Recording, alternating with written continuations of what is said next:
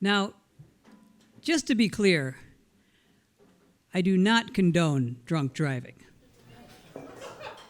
But I think I can have a beer or two responsibly and get to where I need to be. In 2006, I'm 30 years old, living in the west suburbs of Chicago. I mean, it's the suburbs. A car is required to go anywhere.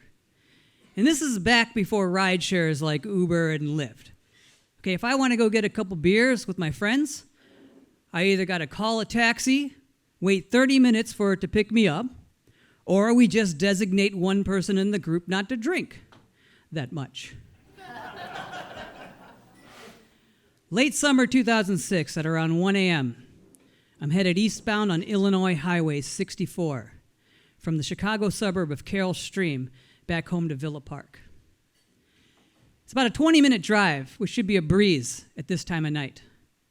But as I approach the intersection of 64 and Bloomingdale Road, I run into some traffic. Now I'm slowing down as 3 lanes are merging into one. And now I come to a complete stop. I can see the flashing light of police sirens a little further up the road, but there doesn't appear to have been an accident, so what's going on? And now a sense of dread is just hitting me right in the stomach as I realize that I just drove straight into the mouth of a DUI checkpoint. Cars are lining up behind me. I'm boxed in. There is no getting out of this. For anyone behind the wheel after even just 1 or 2 beers, a DUI checkpoint is like the scariest pop quiz you'll ever take. A DUI checkpoint is where the police set up a roadblock, and as cars pass through, they stop each one, and they ask the driver questions like, have you had anything to drink tonight? And if they're even the least bit suspicious, then it's time to pull over and take the field sobriety tests. Tests like walking in a straight line, standing on one leg and touching your nose, saying the alphabet backwards, and of course the breathalyzer, which is a device that you blow into that measures blood alcohol content. The word that I would use to describe approaching this checkpoint is literally dread. I'm watching cars in front of me get pulled over. In my mind, it's like I'm on a military airplane headed towards a battlefield, and I just watched the plane in front of me get shot down. And all I can think about how is that I might be next, and how I don't want to be here right now. But I am here.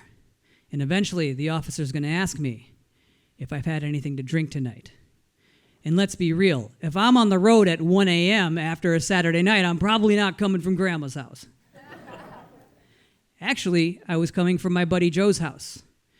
Joe was living in L.A. at the time, working on an acting career, but he was back home visiting his parents. And maybe you've seen the movie The Benchwarmers by Adam Sandler. Well, there's a character in that movie named Marcus Elwood who lived in his parents' basement and believed himself to be a wizard. That was my friend Joe. He played Marcus Elwood. So I picked up Joe, and we went out and had a couple beers to talk about his experience in L.A. And I dropped him off at around 1 a.m. And now I'm headed eastbound on Illinois Highway 64 from Carroll Stream directly towards the beaches of Normandy. I approach the checkpoint. Officers walking towards my car. I'm panicking now. I mean, I'm not drunk, but when you're 5'5", 120 pounds, you don't mess around with a breathalyzer. I mean, I'm a high-anxiety guy, stone cold sober. The chances of me successfully saying the alphabet backwards under the pressure of law enforcement, pretty slim. So now I'm just trying to think of anything I can to get out of this situation. And that's when it hits me. I mean, it's 2006. Everybody loves Adam Sandler movies. I'm just going to tell the officer who I was with. He's going to think I'm cool, and he's going to let me go. He's going to be like, you and your crazy celebrity friends. Go on, scram, beat it, kid. Don't let me catch you around here again. Drive home safe. And he'll let me through. The officer walks up to my door. I roll down the window.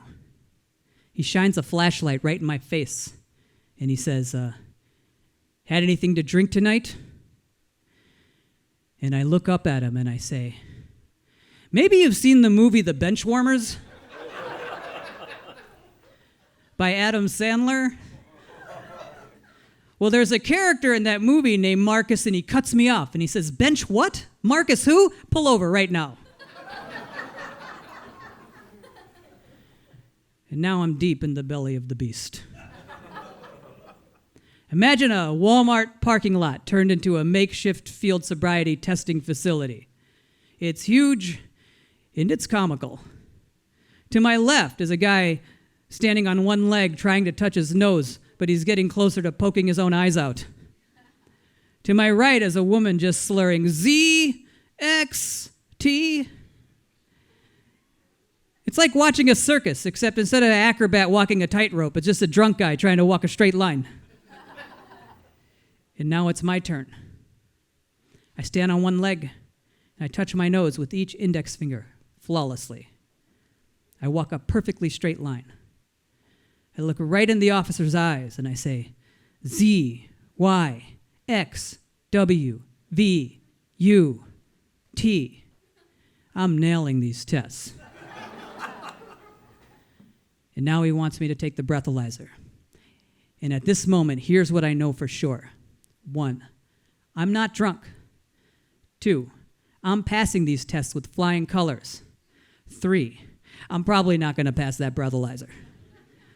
I mean, I'm skinny now at 48 with a much slower metabolism. 20 years ago, I was like, feed the children skinny. And half a beer probably puts me over the legal limit.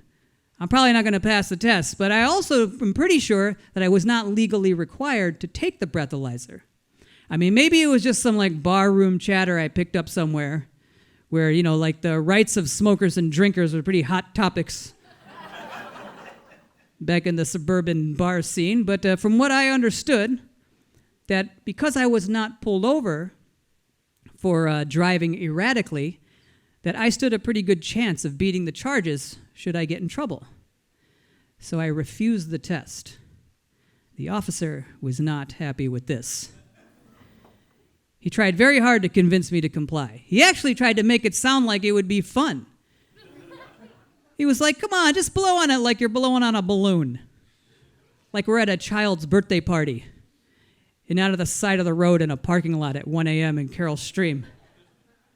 I shake my head. I'm like, no, I refuse. He puts the breathalyzer right up against my lips.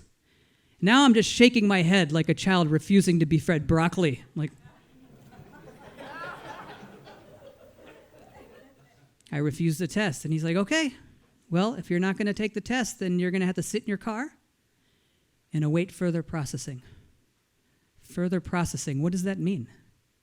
Is my car getting towed? Is he going to take my license? Am I going to jail tonight? What does further processing mean? I don't know because I fell asleep. I fell asleep in my car. I woke up 3 hours later. I step outside of my car. The whole thing is shut down. Nobody is there. They totally forgot about me. The only evidence that this thing even existed was just one orange forgotten traffic cone in the middle of the parking lot. So I just got back in my car and I drove home. And I got home about like 4:30 in the morning. I got into bed, and my partner at the time, she wakes up, looks at the clock, and she goes, "Where the F have you been all night?" And I just look at her and I say, "You remember the movie The Benchwarmers?"